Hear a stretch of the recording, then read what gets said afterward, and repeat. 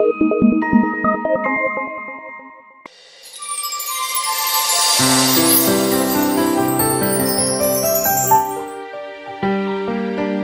long, long time ago, there lived a rich merchant in Baghdad.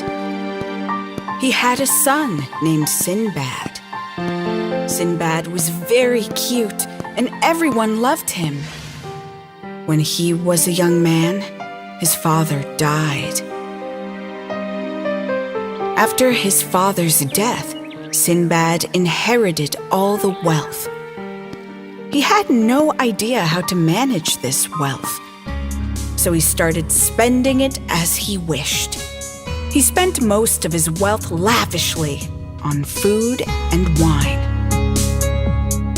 The elders in his family advised him to spend the money wisely.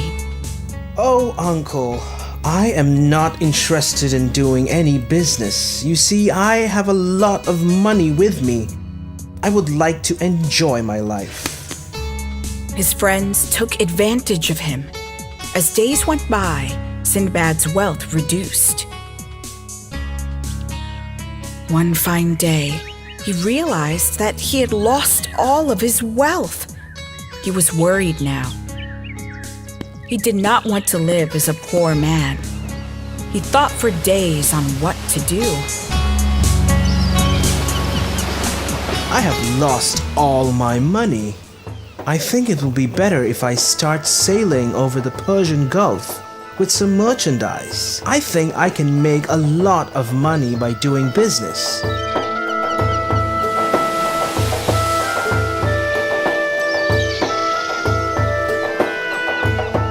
He and his group sailed from one country to another, selling merchandise. Sinbad started to make good profit, and soon he was recognized as a great merchant. Once, while he and his group were sailing through the Persian Gulf, they found a beautiful island. Wow, this island is so charming. It has a beautiful green color. I think we should get down at the island and spend some time there. They brought the ship to the shore of the island and got down on the island. They had a lot of fun on the island, and they played around a lot. After some time, they all got hungry. So they decided to cook in the island. They brought some wood from the ship and started to light the fire. As soon as they lit the fire, they felt the earth shaking. There were waves all around.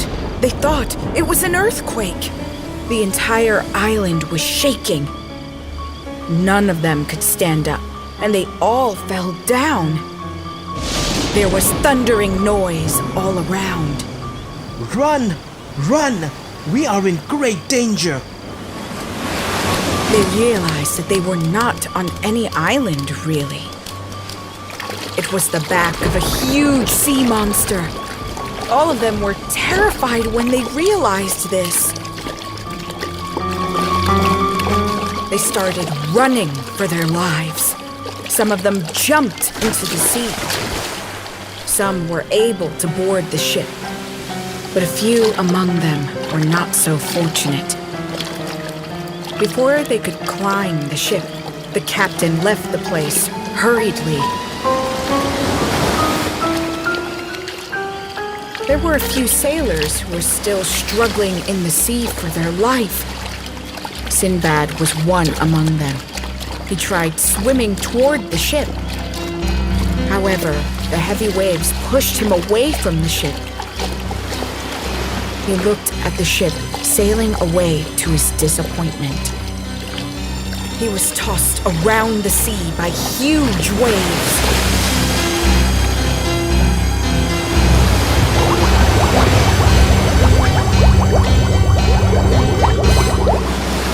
He held on to a piece of wood, and he never lost his hope.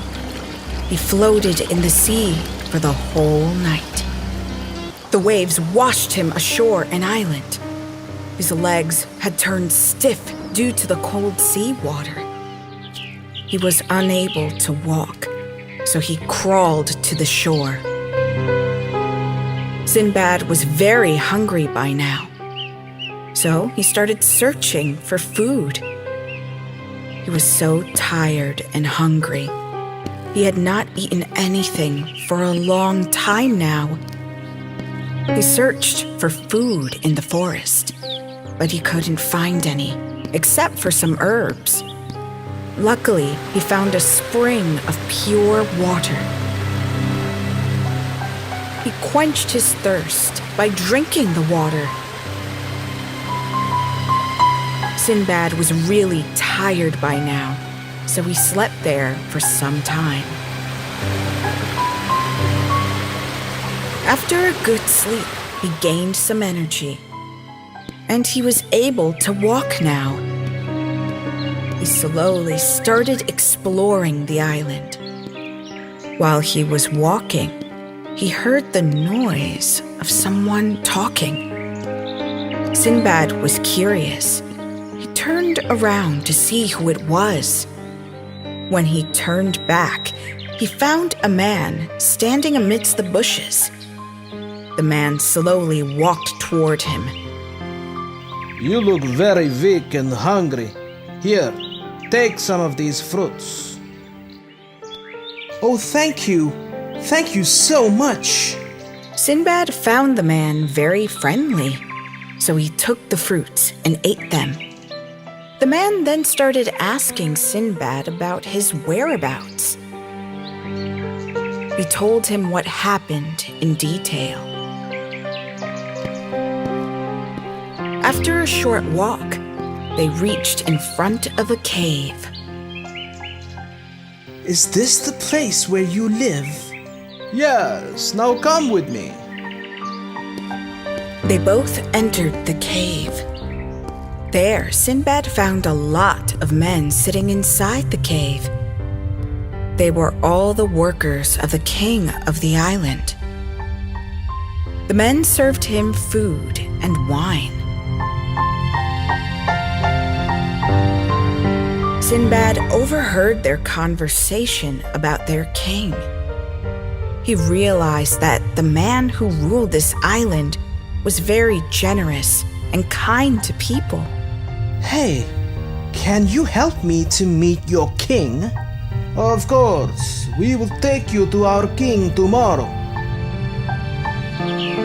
Sinbad was taken to the king the next morning. His name was Mir Jan. Sinbad introduced himself to the king and told him his story. The king was a noble and kind person. He had sympathy towards Sinbad and offered him a job. Sinbad was appointed as an officer in port. Sinbad was a hard worker, and everyone in the island loved and respected him.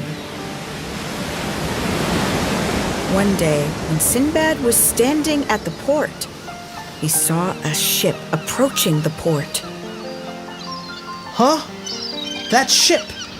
It's my ship! It was the same ship in which he was traveling before he got stranded. Sinbad could not control his excitement. He went to meet the captain of the ship. When the captain of the ship saw him, he was immensely surprised to find Sinbad alive. Thank God you are alive, my friend. I'm so sorry for leaving you behind. That's all right, Captain. The crew was happy to find Sinbad as well. The captain then handed over the goods that belonged to Sinbad. Sinbad was so happy to get his goods back. He wanted to inform the same to his beloved king. He chose a few valuable items from his wealth and ran to the king's palace. He presented those to the king. Oh, my lord, please accept these. Please allow me to return to my family. The king agreed and told him that he was happy for him. He gave a lot of gifts to Sinbad as well. He also gave permission to do business in his island until he returned to Baghdad. The ship stayed there for a week.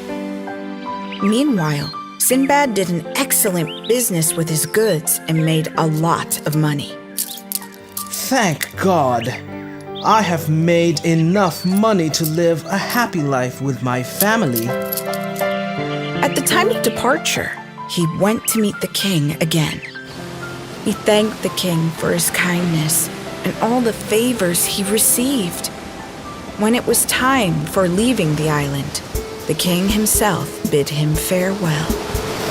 Sinbad returned to Baghdad and lived happily for a long time. There are many more adventures of Sinbad, and I will tell you those later.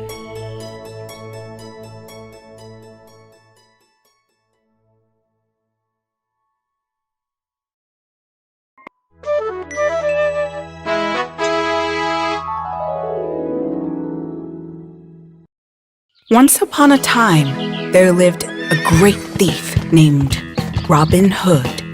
He lived in the Sherwood Forest, away from the village.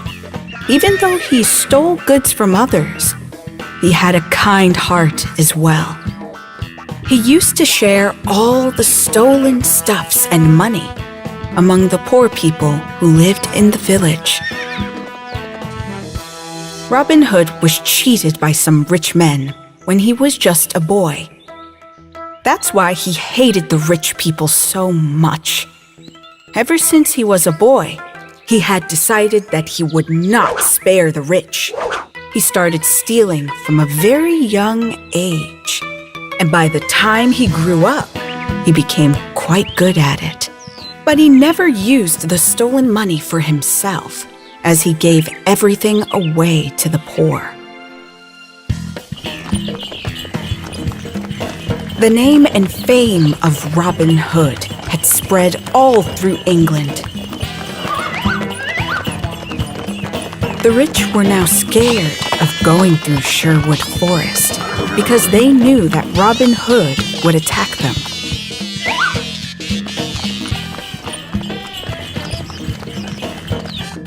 Once, they complained about him to the sheriff.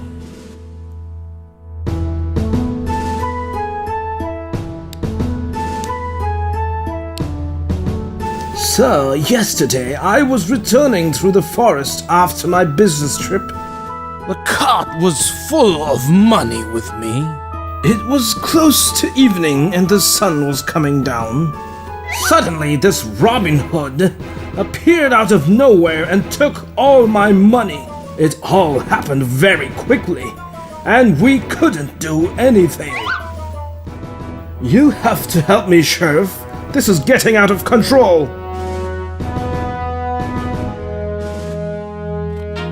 The pressure had mounted on the sheriff to catch Robin Hood. He tried his level best to arrest this man.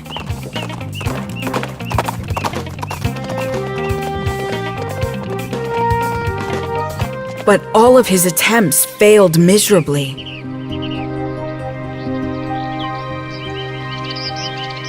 Finally, the sheriff decided to seek the help of the king.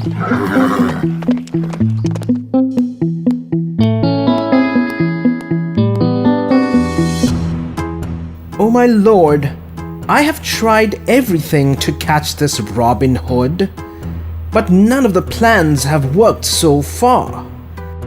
I can catch him if you would send some of your soldiers to help me. But the king refused. What? You want my men to run behind a simple thief now? Absolutely not. They have better work to do here. It is your duty to catch the thieves. Now go and sort this out yourself. Yes, sir. The pressure to capture Robin Hood had grown tremendous by now.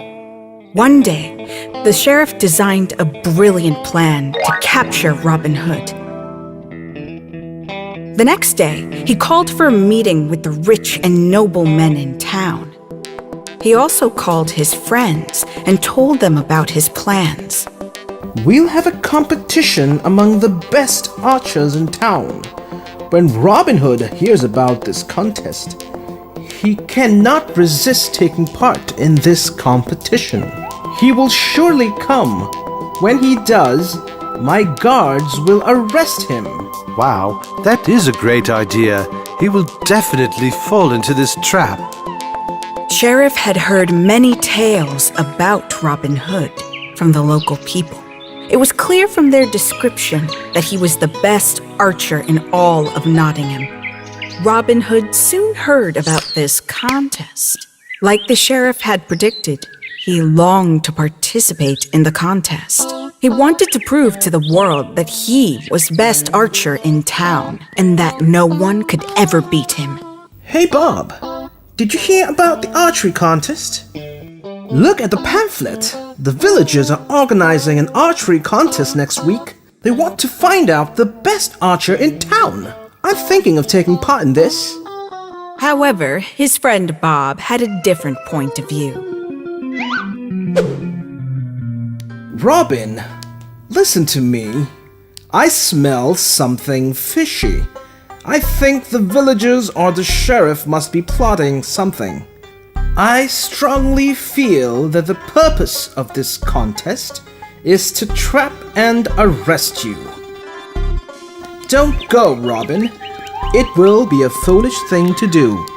But the idea of winning the contest had gone into his head, and Robin Hood was not willing to listen to his friend. He had decided to participate to show everyone how great he was.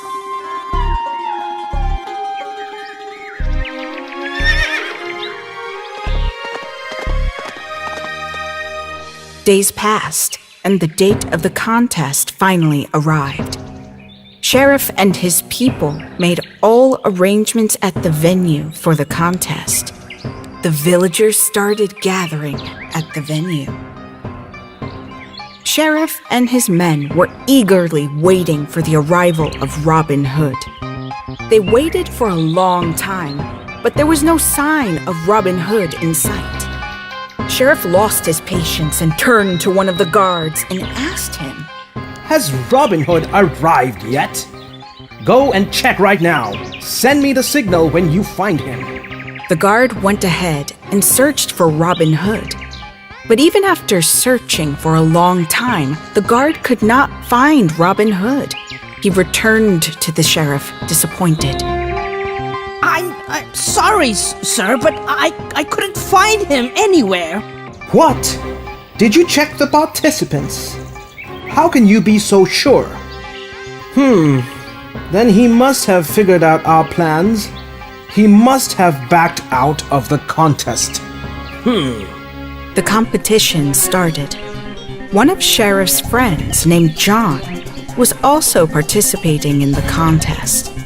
He was an excellent archer, and he was quite famous too. The contest started. One by one, the participants started getting eliminated as the rounds progressed. There was a man wearing a green outfit and bright yellow hair who was giving a tough competition to all the other archers present there. As they approached the final round, the competition between John and the man with the yellow hair got very tight. When the crowd saw this, they started to cheer for both of them. It was the final round now, and it was time for the last arrow to be shot. The winner of this round would be declared the winner and the best archer in Nottingham. There was also a prize for the winner, a golden arrow. John was given the first chance. John took aim and shot an arrow. The arrow hit the bullseye mark. Sheriff looked so happy, and he applauded his friend. Then it was the turn of the man in green attire. He slowly took aim and shot an arrow. The arrow sailed straight through the air. splitting John's arrow, and hit the bullseye. It was a miracle. The people were shocked to see this. They didn't even utter a sound. When the crowd came back into their senses, they cheered for the man with yellow hair. And in the flash of a second, the man shot 2 more arrows, flying towards the chair on which the sheriff sat. The arrow struck on either side of the chair. The sheriff was stunned. He did not understand what was happening. Before anyone knew what was going on, the man shot another arrow. This one struck the golden arrow. The prize fell straight into his hands. The man with yellow hair was none other than Robin Hood. Before the sheriff recovered, he pulled off his wig, threw it on the ground, jumped over a wall onto his waiting horse, and rode away. All of these happened in a lightning speed. Sheriff realized who it was and shouted to his guards. Catch him! It is Robin Hood! But before the guards could even move, Robin Hood was nowhere to be seen. Robin Hood once again proved that he was unbeatable.